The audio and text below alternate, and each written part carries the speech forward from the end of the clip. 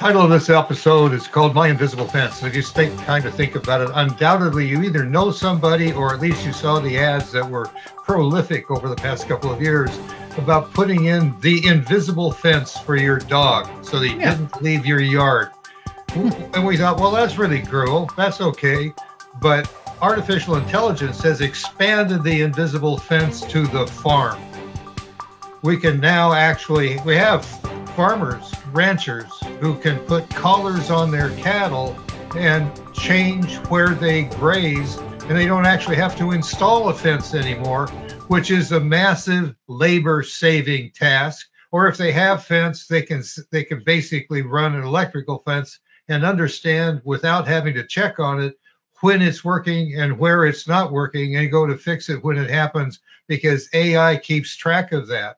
AI also keeps track of where the grazing is prolific and it's healthy and where it's becoming overgrazed and you need to move your herd. Instead of going out and checking on it, AI is telling farmers when and where to go from and where to go to. This is an application that you probably hadn't thought about, AI actually making it more efficient for the farmer who's under a great deal of profit pressure with the global economy and having to ship product around the world and hope other people buy his product. Well, AI is going to do that for other businesses too. And so what the heck do we have to do talking about farming?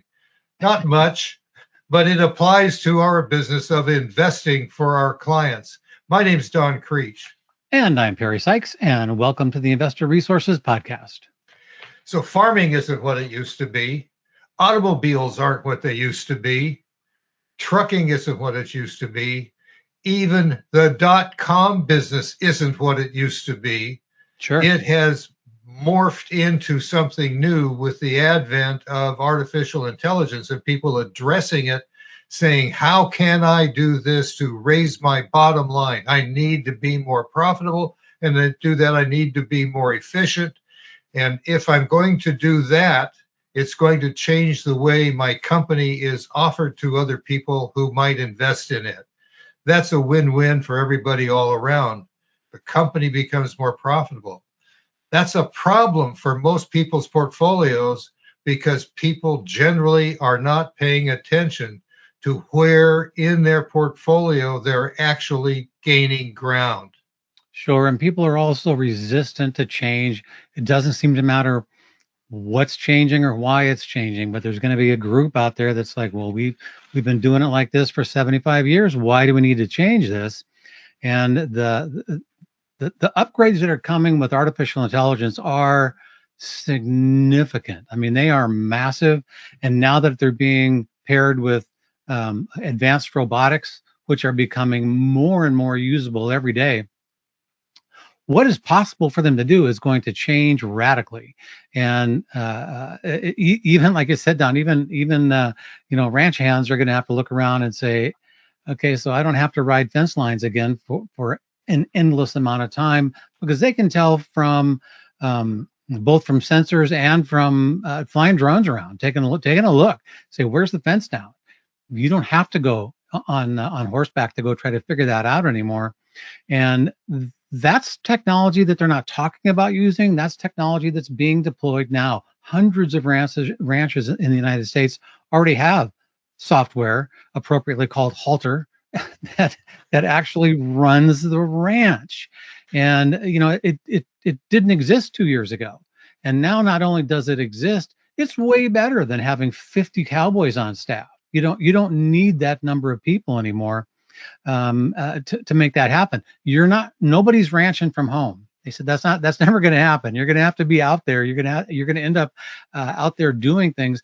But if you want to know where's the best next place for your cattle to graze, you don't have to go drive your 4-wheel drive out there and try to figure out where the grass is green. You take the drone out. And 25 minutes later, not only where it's green now, where it's going to be green next, and the whole pattern for grazing your herd, it's all done. And that's a significant change, and it's here today and in use now. And it's a great thing. and it's coming to an industry near you. It's going to continue to expand. So we've talked about part of this before with the autopilot self-driving tractors. Oh, So sure. I know John Deere has these, and I'm sure other manufacturers whose name slips my mind, who their competitors are. But the major farms have self-driving tractors that actually go out and seed, and they also weed. They know instead of spreading weed killer across the entire property, they only spray weed killer when the tractor software finds a weed in the ground and they spray it, There you which go. makes the final product a much healthier product. You think, well, yeah, but how's that apply to us? Well, we actually see it being applied in cities with full self-driving vehicles. Waymo's using those, Uber is using those, Tesla's in the process of expanding its use of them around Austin. I don't know where else they're doing. I think they're doing that in California too, on a limited basis. And as they continue to become more acceptable among the consumer who uses them, and if you've talked to anybody who has used a Waymo, man, they're all in. You They bet. they have no qualms about putting their kids in the Quamo and saying, "Take these kids to grandma's house or wherever it happens to be." The confidence of a single experience is enough to make converts out of anybody who's been inside one. Absolutely. What this is doing is forcing a change in competition, in the way those businesses are run, the way farmers are run. Amazon is forcing itself to use more AI in running its own business, which is the reason for the recent announcement of layoffs in the middle and upper management levels. UPS is doing the same thing. And you say, but I own those stocks. Maybe you do. Is that good or bad? Well, it's not it used to be a sign that business was bad. They're laying people off. This can't be good. Well, it can't be good maybe because these people are going to need to find a replacement income so they can sustain their families, but it doesn't mean the business is in trouble, which is the old way of looking at a layoff announcement.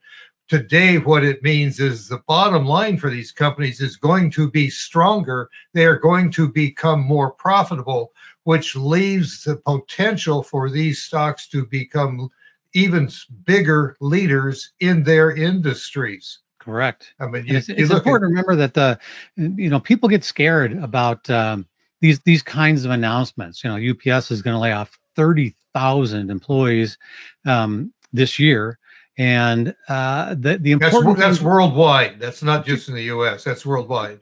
correct, company wide. Um, the thing to remember though is that there has never been an implementation of a new technology, a globally changing technology that hasn't ended up with more people employed afterwards. It doesn't matter if it was steam engines coming online, if it was internal combustion engines coming online, if it was just the advent of the assembly line, which many workers thought, well, that's the end of my job. This thing almost builds cars by itself. That's back when Henry Ford was still hand making Model A's, and they were worried about that. But far more people were employed afterwards than before. We don't always know what those jobs are going to be. They're going to be different jobs, but they are going to be there. We just don't know what form they're going to take. But to this point in history, all of these great distributions of new technology end up with more people employed, not fewer. So we can embrace that going forward, and get excited about what new things may be coming our way. So it is going to put some pressure on people who are being laid off because of AI to find a new way to approach a career. And for many of them, it may mean that they walk away from their preconceived notion that they just do white collar work, that they Right. have to, maybe they start a new business. Maybe they work their way into something that has traditionally been called blue collar, but doesn't have the same connotation or application because of the assistance that AI now brings to that particular industry. Now, I have a couple of grandsons that opted to not take advanced education, but become journeyman plumbers, one of Sure. whom owns his own plumbing business. And the income that they're making at their age, at my age, when I was that, I had no idea you could make that much money at the age that my grandkids are. Right. Um, there is substantial potential, and the society looking down upon blue collar worker is not going to be a problem as we go forward, because they are so essential. As you said when we were talking in prep for this, you can get AI to tell you how to build a brick wall, but so far there's no robots that are going to come out and build that brick wall for you. We have Not yet. we have Not yet. brick and stone facing on our house, and we don't have any robots that come in and patch the cracks when they happen. You still have to have a journeyman Right. who knows what he's doing to do that. Uh, Absolutely. those are simple applications of careers, but there's many others that we just simply haven't quite envisioned yet how this is going to be. And what's all this have to do with investing? It's just as many of these people are being laid off have to think outside the box to figure out, what am I going to do now? How am I going to support my family? Maybe I can even make more money than I was making before. Well, Right. that's the same thing that really needs to be applied, same process that needs to be applied to your stock portfolio, because the industry basically teaches us as advisors to buy a whole bunch of everything, be broadly diversified, when in fact the majority of the returns come from a very limited exposure of assets or industry, or a few stocks are generating your returns. The rest of it is just dead weight. But if Correct. I go back to the farm illustration, I've used this before. It's a farmer has a tractor, and he's got a front loader to move stuff from point A to point B. And when he needs to dig a trench, he's got a backhoe on the back end. When he's using his front loader, he can't leave his backhoe dragging across the ground. And that's basically what broad diversification is. It's a backhoe that hasn't been pulled up off the ground. It should be set aside until it's appropriate to use it. And then those other diversification factors, they play a role somewhere downstream. But I can guarantee you, if you let us look at your portfolio, you are overly diversified. I did a study on a portfolio last month and looked at the 5 positions that were in that portfolio. They owned 4,000 stocks among the 5 funds. Well, they probably own the 25 stocks that we have in our sector rotation portfolio. Sure. But that means they have 3,975 stocks in their portfolio that aren't doing them any good. Now, it doesn't mean they're in the hole, but they could be a whole lot better off if they were concentrated in what's working, rather than saying, I don't care, I just own everything I can buy, and I'll just put it all in the pot. This isn't goulash that you're dealing with for retirement. It is not. And when you hear that from an advisor, it's nothing but a sales pitch. It's to make life easier for the advisor. What should I own? A little bit of everything. I don't want to have to work too hard and figure out what's actually working and not working right now. So we're just going to own a little bit of everything, and some of it's going to work and some of it's not. But my job is to keep your money in this firm, not to make sure you are going to reach your goals. And that's the biggest downfall to diversification, is it can keep you from reaching your financial goals. If something is so diversified that it's never going to go down, it's also likely never going to go up. You're just going to keep circling around with some things doing well and the rest of it doing poorly. You're never going to make any real progress. You need to get focused. You need to pay attention to where the money's being made and where it's not, and stay away from where it's not. That's a big deal. You remind me of a conversation that we had with one of our friends who's a financial advisor back on the East Coast, Jack Rudiman. And he was talking about one of his prospect interviews where the prospect brought in a portfolio and it was going through what they own. And Jack asked him, why do you own HP? I mean, from the looks of your statement here, you're off 75% from when you bought it. And he said, well, I don't know. Well, let's call your broker and find out. So with the two of them, they called the broker and said, you got this HP stock in here, and you're deeply in the hole. We're just kind of wondering why you still have it. And the broker's response was, well, HP is a good American company and everybody should own some. Oh, you should own some stuff that loses money on a long-term basis. That doesn't make any sense in our book.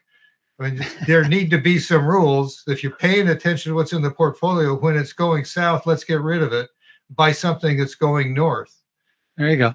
Retirement is a serious problem, and you're not going to get there without owning stocks, and you're not going to get there if your stock portfolio is so broadly diversified that you can't benefit from the major advances that occur in a small handful of industries, which will change between now and your ultimate life expectancy. No doubt it will. Yep.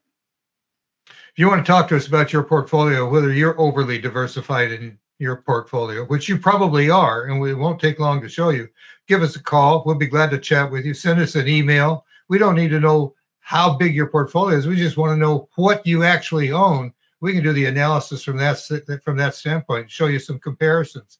I mean, we're doing this on the 28th of January. I did my end of day summary yesterday, looking at the S&P 500, which on the 27th of January, year to date, was plus 1.94%. And our stock sector rotation portfolio was plus 11.99. The difference is 2 to 12. What do you want? Do you want 2 to retire on or 12? It's your choice. It's just a function of the discipline, process, rules. Somebody's got to pay attention. If you don't do that, we're here to help you with it. But give us a call. We're glad to chat with you. We wish you the best in the days ahead until we speak again, and in your life and your portfolio. But we're here if you want to chat. Give us a call. If you like what we said, share it with your family, friends, and coworkers because they probably have similar interests. Thanks for doing that.